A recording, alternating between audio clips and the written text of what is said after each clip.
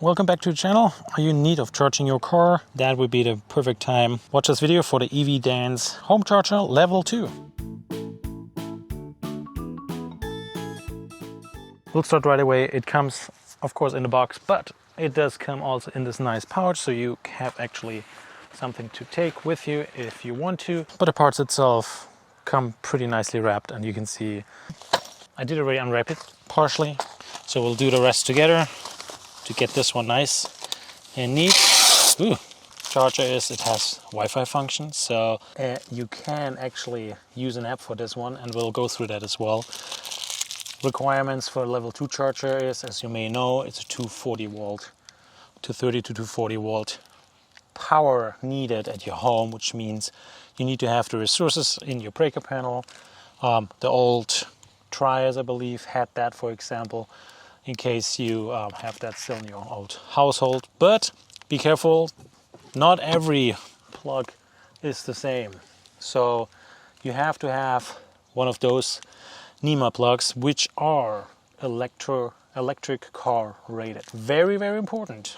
Otherwise you will burn down your house, or it can happen, or something else, who knows.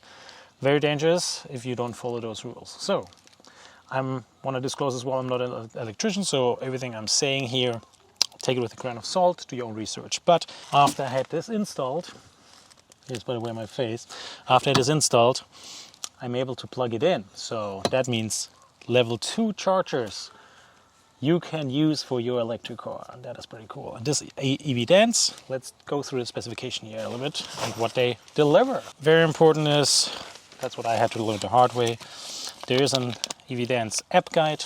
You need that one, very important. You need to read inside because it does come with a sticker and it tells you your PIN code. Remember that, don't lose it, don't throw it away, you need it. And then you see more information about electric vehicle charger and the model number. We're talking about this model. It does come with a nice holder. If I want to put on like this outside and I want a regular mount it there. In case I want to take this charger somewhere else, you can also, but you're missing out on the good features actually. So that's something you want to keep in mind. Besides getting an adapter, they have an adapter for Tesla as well, by the way. We'll be charging a different car today, so we're using specifically what this charger is made for. You're right. It's the J1772. So that's what we're charging. Let's talk about requirements before we talk about that charger itself. Requirements will be, and take this with a grain of salt, do your own research. I'm not an electrician, I want to disclose that. You will need 240 volt, which means you have to have that space and capacity in your breaker panel if you don't have that already installed. You need to have the correct NEMA plug, which is this one. I'm posting it right here, because you can use the traditional NEMA plug, which is not electric car rated, like the RVs using that, but they never have continuously the output what a charger is asking, so those are not made for charging. Keep that in mind.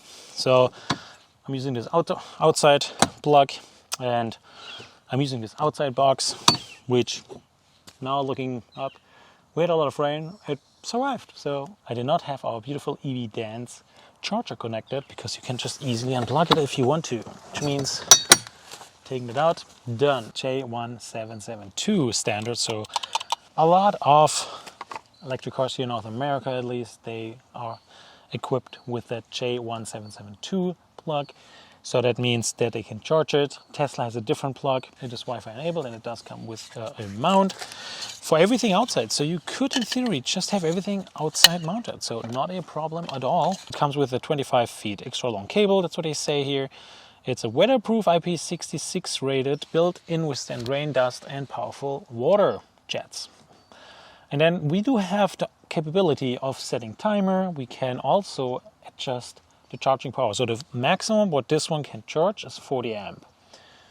With 40 amp, we're short of 10,000 watt what you're pushing into the car, but it does come also with some safety features like over voltage protection, short circuit protection, over temperature protection, leakage protection, and grounding protection. 40 amp, 9.6 kilowatt, short of 10,000. As I mentioned, it has the NEMA 1450. It's the J1772 and IP66 rated, which is really good. So therefore, the first thing we will do, this one, we'll plug it in. I did already. Whoop. On the display we can read everything. When you have set up your charger, you can open the app itself, and that's what you will see. So you can see the model number here, a serial number. It says already connect to EV because it's connected via Wi-Fi. And then we can see we have 236 volts. It's also visible in this display. Here in the device itself, we do have the temperature, power, energy, and charging duration. And then we have the current, which you can click and you can set actually your charging current here, which is pretty cool. We'll test it as well. There are a couple other things as well. Charging information, anti-theft charging. There are different options it has. You can share it with family. You can try and figure out the firmware. You can schedule this as well, like so. You can even limit the charger, which is pretty cool as well. And some calculations for your price. So there are multiple different options you have here actually, which is quite nice. With the Wi-Fi version, I think we'll just start charging and look at it now. Okay, so let's just make it easy and plug it in and see what's happening. If it's charging, that's all we need. There we go. You can see it does change to charging.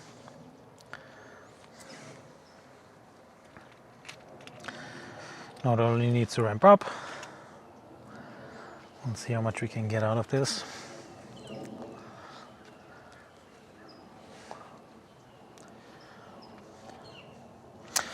And let me say, you see it here with the current on the phone.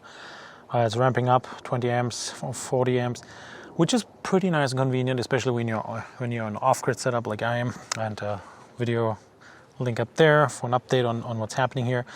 But when you look at this, you can change the amperage, and that is very convenient because sometimes I might not have enough power.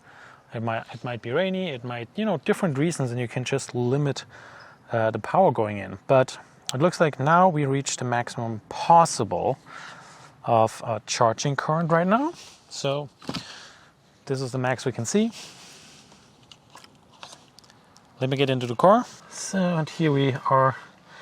It's a Ford, it's a Mustang.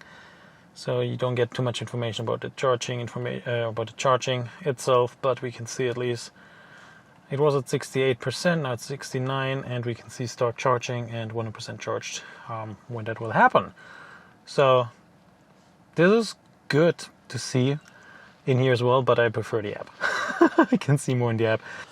Such a home charger in my opinion, so don't want to make this video also too lengthy, but you see here we are 25 feet of length, and they also have extension cords. As I mentioned, Black Friday, of course, they have some deals. You can see Wi-Fi is connected. Whoop, there we go, Wi-Fi is connected, 40 amps, it's charging. Let's reduce the amperage, let's see. Can I do that here and there? Because I think there's also, oh yeah, look at this. Interesting, intervals. Okay, we'll do that. We should see in the app immediately some change that's happening. So now we're down to 10. There we are. And it just reduced it.